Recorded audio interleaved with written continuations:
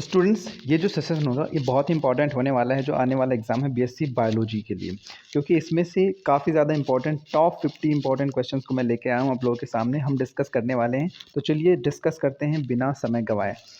तो पहला क्वेश्चन हम लोगों के सामने है कि जीव विज्ञान शब्द का प्रयोग सर्वप्रथम किसने किया था। आपके सामने ऑप्शन है अरस्तु, लेमार्क और ट्रेविरनेस या परकिंजे या फिर हक्सले। तो इसका राइट आंसर होगा लेमार्क व ट्रेविरनेस। This will be the right answer. Option B be the right answer. Let's move to the second question. Second question is DNA अणुओं के संयोजन में कितने प्रकार के नाइट्रोजनी समाक्षार भाग लेते हैं। तो डीएनए अणुओं के संयोजन में 4 प्रकार के समाक्षार भाग लेते हैं। नाइट्रोजन के 4 प्रकार के समाक्षार होते हैं। निम्नलिखित में कौन सा एक कीटाहारी पादप है। ये थर्ड क्वेश्चन है। निम्नलिखित में कौन सा एक कीटाहारी पादप यानी कि जो कीटों का आहार करने वाला एक पौधा है। पहला है पैसन फ्लावर पादप, दूसरा है घटपर्डी, तीसरा है रात की रानी और चौथा है फ्लेम ऑफ द फॉरेस्ट। तो कौन सा इसमें राइट आंसर होगा। आप 5 सेकंड के लिए वीडियो को पॉज करिए, फिर अपने आप से एक बार ट्राई करने की कोशिश कीजिए, इससे आपका एक मॉक टेस्ट भी हो जाएगा। तो इसका सही आंसर होगा घटपर्डी। Option B will be the right answer. घटपर्डी जो एक कीटाहारी पादप माना जाता है। फोर्थ क्वेश्चन इज नर पुष्प और स्त्री पुष्प दोनों को जन्म देने वाला पादप क्या कहलाता है। द्वैधिलिंगी, कलिंगाश्रयी, उभयालिंगाश्रयी, एक संगमनी। देख लीजिए बायोलॉजी की लैंग्वेज हिंदी में कितनी ज़्यादा टफ होती है। अगर आप बायोलॉजी के स्टूडेंट हो तो आप कोशिश कीजिए कि ज़्यादा से ज़्यादा आगे इंग्लिश लैंग्वेज में, क्योंकि वो काफ़ी कंफर्टेबल होती है और ज़्यादा यूज़ में भी होती है। ठीक है, तो इसका जो आंसर होगा वो ऑप्शन ए द्वैधिलिंगी होगी, जो नर पुष्प और स्त्री पुष्प दोनों को जन्म देने वाले पादप होते हैं। नेक्स्ट क्वेश्चन इज दूध किस बैक्टीरिया के कारण खराब होता है। दूध किस बैक्टीरिया के कारण खराब होता है। एस्परलिजिलस, स्टेफाइकोलोकस या स्ट्यूडोनोमोनास या लैक्टोबैसिलस। तो आई होप आप लोग ये शायद जानते हो कि दूध जो है लैक्टोबैसिलस नामक बैक्टीरिया के कारण खराब हो जाता है और ये दूध से दही में परिवर्तित हो जाता है। Move to the next question. द्विध गुणित गुरु बीजाणु मात्र कोशा से सीधे ही द्विध गुणित भ्रूण कोश के निर्माण को क्या कहते हैं। ऑप्शन ए द्विध गुणित बीजाणुता, ऑप्शन बी अपस्थानिक भ्रूणता, ऑप्शन सी उभय मिश्रण या ऑप्शन डी इनमें से कोई नहीं। तो इसका सही आंसर जो होगा वो होगा द्विध गुणित बीजाणुता, यानी कि द्विध गुणित गुरु बीजाणु मात्र कोशा से सीधे ही द्विध गुणित भ्रूण कोश का निर्माण, मात्र कोशा से सीधे ही भ्रूण कोश का निर्माण हो जाता है, जिसको द्विध गुणित बीजाणुता कहते हैं। 7th क्वेश्चन है जिन पौधों में संवहन ऊतक अनुपस्थित होते हैं परंतु भ्रूण का निर्माण होता है रखे गए हैं। अनावृत बीजी में, टेरिडोफाइटा में, ब्रायोफाइटा में, आवृत बीजी में। तो ऐसे को जिनमें पौधों में संवहन ऊतक नहीं होते हैं उनको रखा गया है ब्रायोफाइटा में। Option C will be the correct answer. 8th question is Waksman को किस खोज के लिए नोबेल पुरस्कार दिया गया था। Option A penicillin, streptomycin, neomycin या ऑप्शन डी है आपका क्लोरोमाइसीटीशिन। तो स्ट्रेप्टोमाइसिन के लिए वॉक्समैन को नोबेल प्राइज दिया गया था। Option B will the right answer. 9th question is कवक कोशिका में संचित होने वाला खाद्य पदार्थ है। कवक कोशिका में संचित होने वाले खाद्य पदार्थ को क्या मंड कहते हैं या ग्लूकोज कहते हैं, फ्रक्टोज कहते हैं या ग्लाइकोजन कहते हैं। तो आप लोग ट्राई कीजिए क्वेश्चन को। इसका सही आंसर ऑप्शन डी ग्लाइकोजन को, कवक कोशिका में संचित होने वाले पदार्थ को ग्लाइकोजन कहते हैं। 10वां क्वेश्चन है प्रथम जैविक प्रतिजैविक पृथक किया गया है। प्रथम प्रतिजैविक जो पृथक किया गया था, अलग किया गया, वो पेंसिलिन है या टेरामाइसिन है या स्ट्रेप्टोमाइसिन है। उपयुक्त सभी अभी आपने देखा स्ट्रेप्टोमाइसिन के लिए वॉक्समैन को नोबेल प्राइज दिया गया था। प्रथम प्रतिजैविक कौन सा है। प्रथम जैविक टेरामाइसिन है जो पृथक किया गया था। 11th क्वेश्चन निम्नलिखित में कौन सा प्रक्रम अंधकार के समय पादपों के साथ संबंध होते हैं। कौन सा प्रक्रम अंधकार के समय पादपों के साथ संबंध होते हैं। प्रकाश संश्लेषण और श्वसन, श्वसन और वाष्पोत्सर्जन, वाष्पोत्सर्जन व चालान या चालान और श्वसन। इसका सही आंसर आप लोग बताइए कमेंट बॉक्स में क्या होगा, पॉज करके वीडियो को। करेक्ट आंसर विल बी चालन और श्वसन। चालन और श्वसन ऐसी क्रियाएं हैं जो प्रक्रम अंधकार के समय पादपों के साथ संबंध होते हैं। 12th क्वेश्चन है निम्नलिखित में कौन सा विकर का लक्षण नहीं है। ये उपापचय क्रियाओं के दर बढ़ा देते हैं, ये सभी प्रोटीन्स होते हैं, या ये रासायनिक क्रियाओं में नष्ट हो जाते हैं, या विशिष्ट क्रियाओं में ही भाग लेते हैं। तो ये रासायनिक क्रियाओं में नष्ट हो जाते हैं, ये एक विकर का लक्षण नहीं है, बाकी सारे विकर के लक्षण हैं। 13 क्वेश्चन इज सर्वाधिक किसमें पाया जाता है। चने में, मटर में, सोयाबीन में या गेहूं में? इसमें है क्वेश्चन सबसे ज़्यादा प्रोटीन किस में पाया जाता है, चने में या फिर मटर में, सोयाबीन में, गेहूं में? तो सोयाबीन में सबसे ज़्यादा प्रोटीन पाया जाता है। 14 क्वेश्चन, मक्का के दाने से क्या निकलता है, जिएटिन, थायमिन, लाइसिन या उपयोग सभी? तो मक्का के दाने में जिएटिन नामक प्रोटीन निकलती है। समुद्री खरपतवार में निम्नलिखित में से मुख्यतः क्या पाया जाता है, फ्लोरीन, क्लोरीन, ब्रोमीन, आयोडीन? तो समुद्री खरपतवार में मुख्यतः आयोडीन पाया जाता है। तो option D will be the right answer. जंतु जिनमें परस्पर जनन होता है, सब सदस्य होते हैं एक ही जाति के, एक ही श्रेणी के, एक ही गण के। तो जंतुओं जिनमें परस्पर जनन होता है वो सब एक ही जाति के होते हैं। Option A will be the right answer. बिच्छू, ततैया, मधुमक्खी, सेंटिपीड तथा गिला मॉन्स्टर क्या होते हैं, ये स्थलीय होते हैं, जसीय होते हैं, सामाजिक होते हैं या फिर विषैले होते हैं? ये सब विषैलों की श्रेणी में आते हैं, वेनमस होते हैं सब। Option D will be the right answer. 18 question is, मोती का उत्पादन करने वाले जंतु किस संघ में आते हैं? मोती का उत्पादन करने वाले क्या आर्थ्रोपोडा या मोलस्का या फिर एनेलिडा या नाइडेरिया? यानी इनके ऊपर कैल्शियम कार्बोनेट की एक परत पाई जाती है, मोती का उत्पादन इनसे होता है, तो वो आते हैं संघ मोलस्क के। Option B will the right answer. 19 question is, इनमें से कौन सा पक्षी भारतवर्ष से बाहर घोंसला बनाता है, वैक्टल, कोयल, कौवा, बुलबुल? Which will be the right answer? तो right answer will be option A, वैक्टल। ये बाहर घोंसला बनाता है। This is not a Indian bird. 20 question is, निम्नलिखित में कौन सी जोड़ी सही है?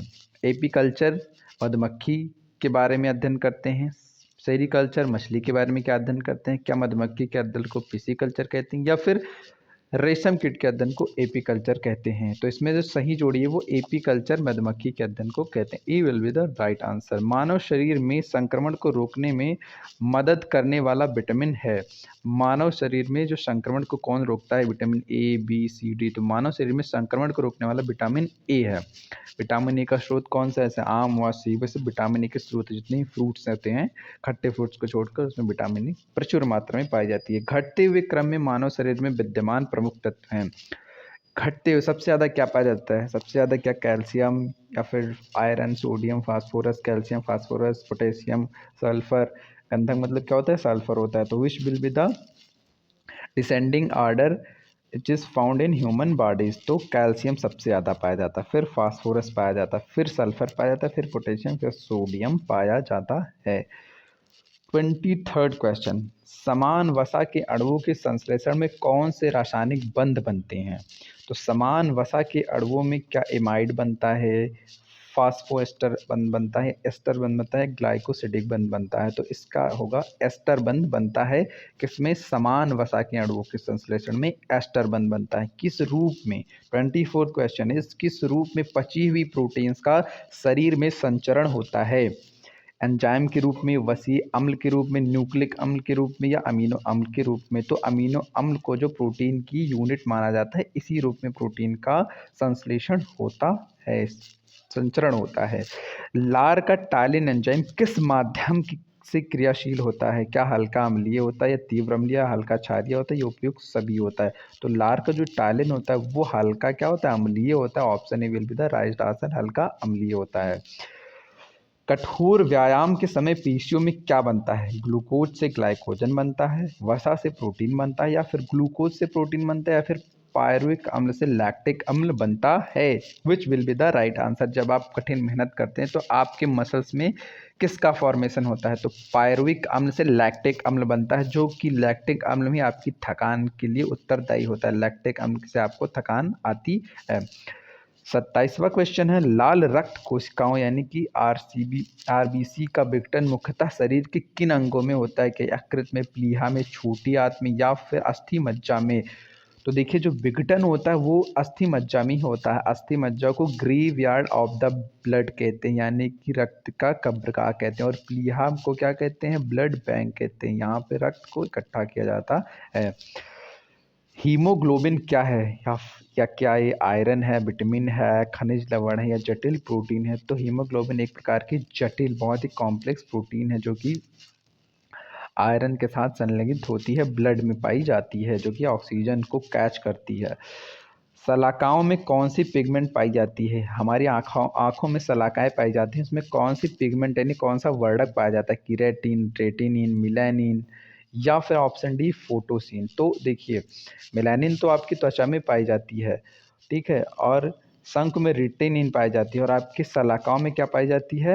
रेटिनिन पाई जाती है। सलाकाओं में ही रेटिनिन पाई जाती है। सलाकाएँ, क्योंकि रेटिना से आप याद रखिए कि रेटिना आपकी आंखों में पाई जाती है और सलाकाएँ भी आपकी आंखों में पाई जाती है, इसलिए रेटिनिन इसमें पाया जाता है। यदि किसी व्यक्ति का रुधिर दाब बहुत कम हो गया, यानी ब्लड प्रेशर किसी का बहुत लो हो जाए, तो उसको कौन सा हार्मोन देते हैं? यानी कि आपके घर में या फिर आसपास कोई जो बूढ़े लोग हैं, उनके बीमार होते हैं, उनका ब्लड प्रेशर अगर लो हो जाता है, तो उनको कौन से इंजेक्शन दिया जाता है, किस चीज़ का इंजेक्शन दिया जाता है ताकि उनमें इस हार्मोन की कमी हो, पूर्ति हो जाए? तो उनको एड्रेनालिन हार्मोन, जो कि ब्लड प्रेशर के लिए उत्तरदायी होता है। डर होने पर, ये सब चीज़ें होने पर एड्रेनालिन हार्मोन ही हमारी बॉडी में रिलीज़ होता है। उपापचयी दर किसके द्वारा नियंत्रित होती है? पैराथायराइड, पीयूष, हृदय या थायराइड? तो थायराइड ग्लैंड जो है, ये हमारे शरीर में उपापचयी दर को नियंत्रित करती है। कौन सी ग्लैंड? थायराइड। तो इसका सही आंसर थायराइड होगा, ऑप्शन डी। स्त्री में गर्भाधान हो जाए तो कौन से हार्मोन का स्राव होने लगता है? प्रोजेस्टेरॉन, कोरियोनिन, गैडोट्रोपिन, गोनेडोट्रोपिन, एस्ट्रोजन या फिर लुटियानिंग हार्मोन? तो स्त्री में गर्भाधान हो जाने पर कोरियोनल गैनोडोट्रोपिन नामक हार्मोन का स्रावण होने लगता है। 33 क्वेश्चन है। मनुष्य क्या है? मनुष्य क्या एक अंडज है, अंडज जरायुज है, जरायुज है इनमें से? तो मनुष्य क्या है? एक जरायुज। Option C will be the correct answer. Moving to the next question, वह पदार्थ जो ग्लाइकोलाइसिस को क्रैब्स से जोड़ता है? पायरोनिकुलम, एसिटिक कोएंजाइम, ऑक्सैलिक या फिर मैलिक अम्ल? तो इसका सही आंसर होगा ऑप्शन बी, एसिटिल कोएंजाइम। ये क्या है? एक पदार्थ है जो ग्लाइकोलाइसिस को कैब चक्र से जोड़ता है। तो इसका सही answer option B, acetyl coenzyme होगा।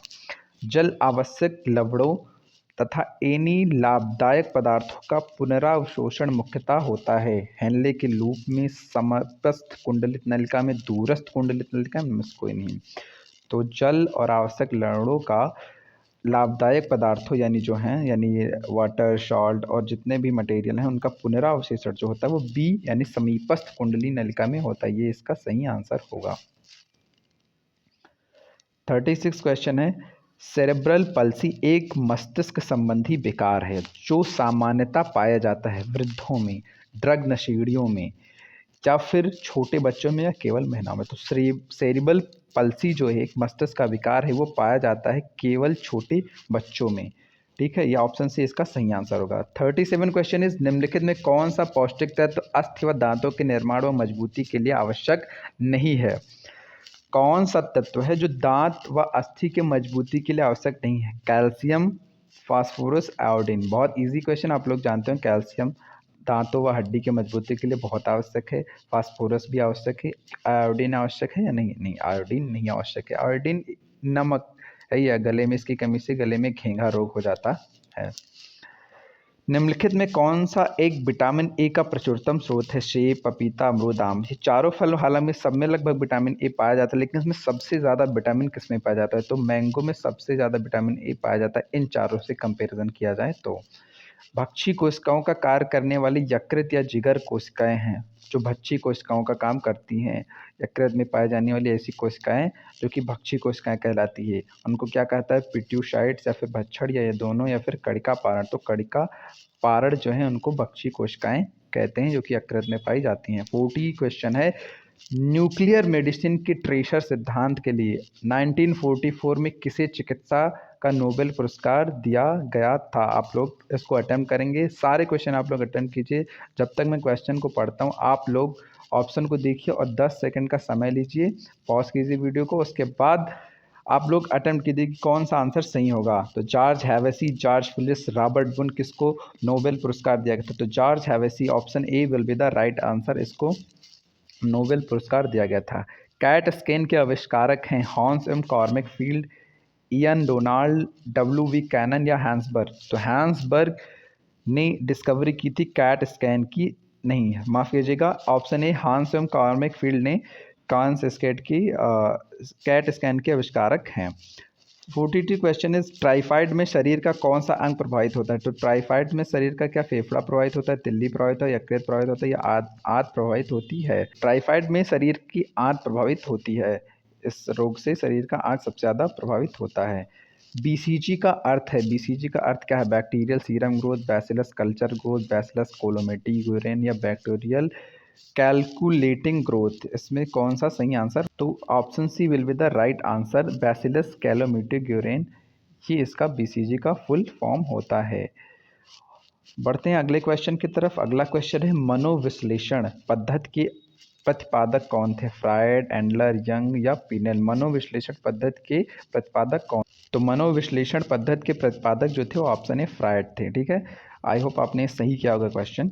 निम्नलिखित रोगों में कौन टाइगर मच्छरों द्वारा संचालित नहीं होता है?